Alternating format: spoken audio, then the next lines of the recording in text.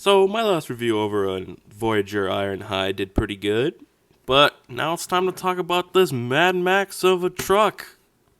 What's up, guys? And in this video, we're going to be taking a look at the old Transformers Revenge of the Fallen N.E.S.T Edition Recon IRONHIDE. I gotta say, this is a really good looking truck. This one was cool in and of itself. Nah, this time this one has a bit of an upgrade. So this figure came out, I think somewhere around 2009, because like during the Revenge of the Fallen toy line, there was something, some of the boxes were like labeled N.E.S.T something, and IRONHIDE was one of them. This IRONHIDE to be exact.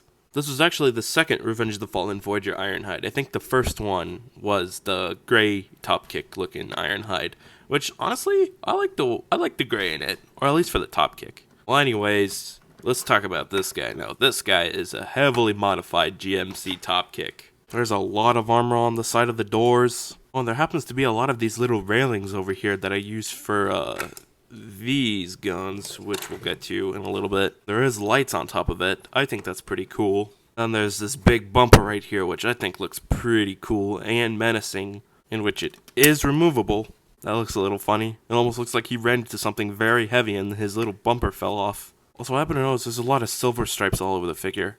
I guess it looks cool, but for me, not really. I don't really like the way how it is. Also, the lights happen to be painted on this one as well, which was something I didn't really want, but whatever. And the GMC logo is also not painted. Well, this figure did get a repaint for the Hunt for the Decepticons subline for Transformers Revenge of the Fallen. He came in a 2-pack with Bone Crusher, and I think that 2-pack looks really cool. It's a shame it's a lot of money. Oh, speaking of money, all I got this guy for was only $32.50, which is not much when compared to how much it goes on eBay. The only thing mine was missing when I bought it was the missile for one of his cannons, but I'm okay with that. Oh, and did I mention that this figure comes with a lot of accessories?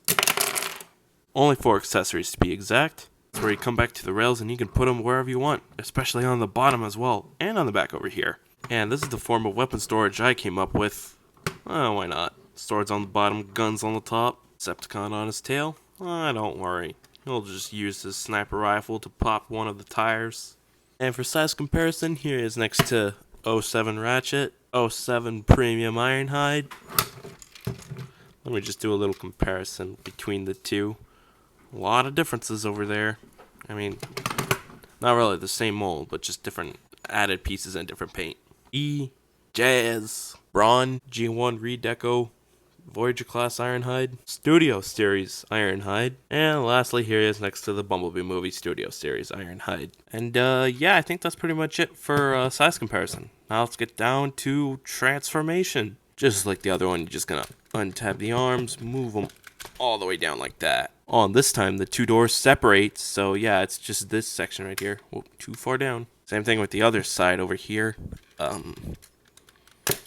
Oh no, I tapped it off. I'm lucky it didn't break. If it helps, just move these up. Then you push the bumper down and that's supposed to happen. But unfortunately for this figure, the little gimmick over here doesn't really work that well. It's okay. Might as well just open these up. Open these side panels up as well. And then take that off. Unsnap that and move it up just like that. The next what you're going to do is you're going to open this up and leave it up like that, and then move this down and then rotate the whole waist section. Then you're going to tab this in and then tab that in. Then you're going to move the arms down, rotate that, rotate the hand as well. Same process applies to the other side. Oh, and you can just close this in. It's optional to remove the bumper section, but you can still keep it there. Next, what you're going to do is you're going to tab this in, and then that slot will peg into that tab right there. I don't know if I can show it. There we go. Then you're going to rotate the whole back section, and it'll stay like that. One important thing you might need to do before putting all of this in is you grab one of the swords, and you push this gray part up, which will reveal the head. Then you can do all this. So yeah, make sure you move the head all the way up. And then luckily in my copy, the wheels tab onto those pieces under the head way much better than the premium Ironhide. And then what you're going to do is you're going to open this up and close the whole section in, and you could close this in as well. Then we come back to the legs, you're going to split the legs, and then you're going to do the little automorph gimmick, in which it works a little better than the premium finish Ironhide that I have. And yeah, that's the robot mode. That was the entirety of the transformation. Yeah, transformation was a little bit different, but whatever. It was still, I think it was a little better than the other one. At least for the backpack, I'm glad they decided to mold the backpack into the figure and not just have it snapped off. Otherwise, it would be difficult to put the backpack section in there. So, painting and sculpting on this figure is a little different than the premium series one.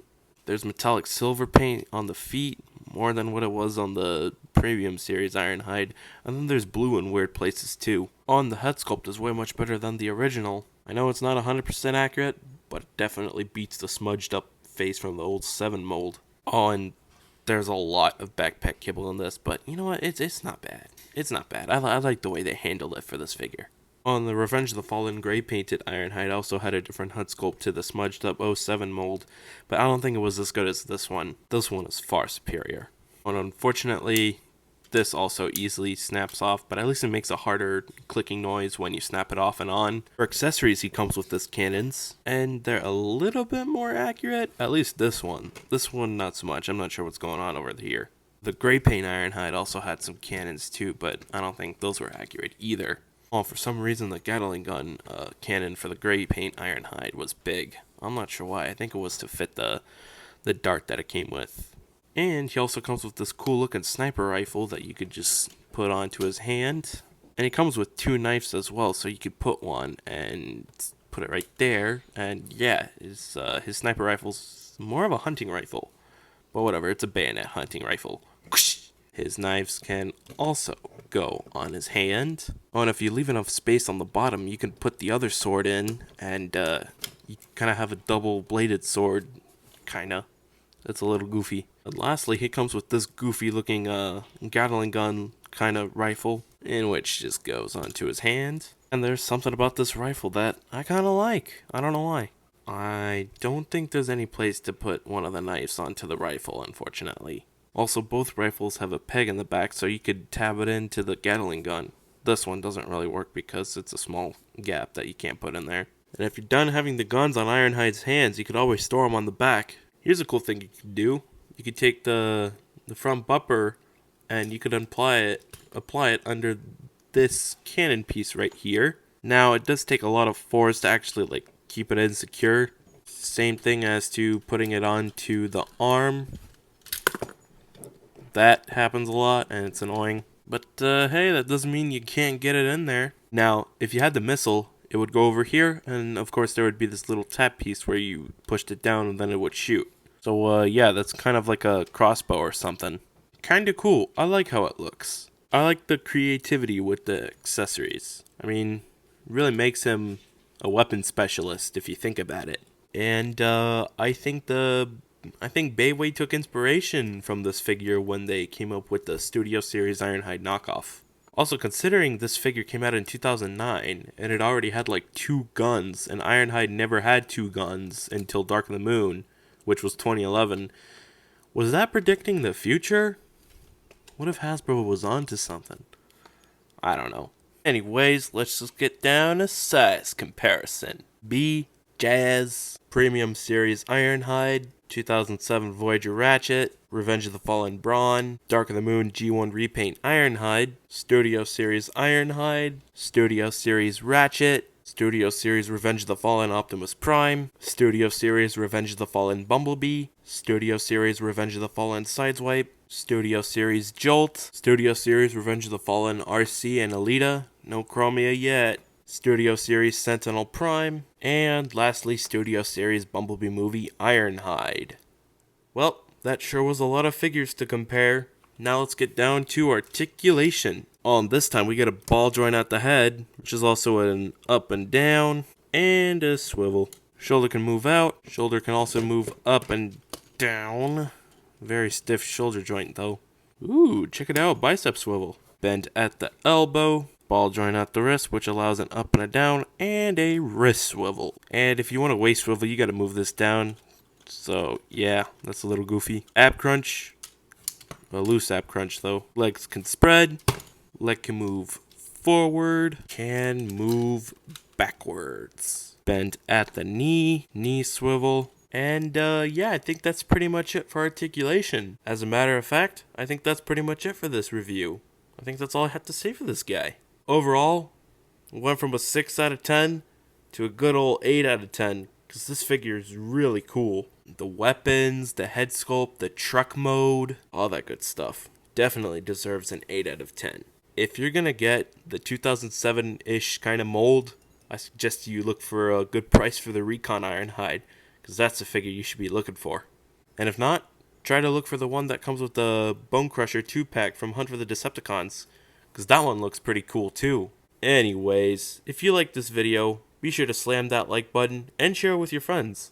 And most importantly, be sure to hit that big red button.